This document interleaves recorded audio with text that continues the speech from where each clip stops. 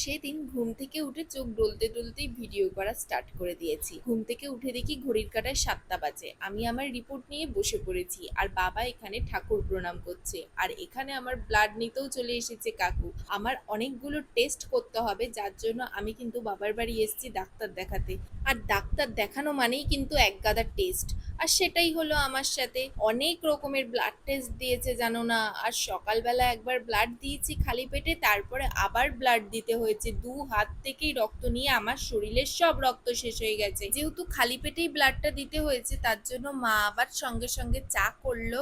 আর এই আমগুলো হচ্ছে গাছ থেকে পড়েছে, আমাদের গাছ থেকে না, পাশের বাড়ির গাছ থেকে আমগুলো পড়েছে, তাই মা আবার দেখাচ্ছে আমগুলো পেকেও গেছে। তারপরে চাও খেয়ে নিলাম, তারপর মা একটা খেজুরও দিল, বলল খেজুরটা খা, খেজুর খাওয়া ভালো। আর সব খেয়ে আমি আবার টিভি দেখতে বসে পড়লাম। টিভিতে গান চালিয়ে জোরে জোরে গান করছি। আর তারপরেও মা ভাত দিয়ে দিয়েছে, কারণ ভাত খাওয়ার পরে কিন্তু আবার ব্লাড নিতে আসবে। আর সকালবেলা আমার একদম ভাত খেতে ইচ্ছা করে না, সেই কোনো রকম জোর করে একটুখানি ভাত খেয়েছি চানাচুর ভাজা দিয়ে, মুখে কিছুই ভালো লাগছে না। আর তার পরের দিনই ছিল কিন্তু আমার দিদির ছেলের জন্মদিন। আর তার জন্য দেখো সকালবেলা লুচি আর আলুর তরকারি করা হয়েছে। মাঝখানে কিন্তু ডাক্তার দেখানো সেন্টিন সব বাদ, আর চলে এসেছি আমরা জন্মদিন বাড়িতে। সবকিছুতেই একটা ব্লগে দিতে পারবো না, তো খুব তাড়াতাড়ি কিন্তু জন্মদিনের ভিডিও নিয়ে তোমাদের সামনে চলে আসবো। তো আজকের মতো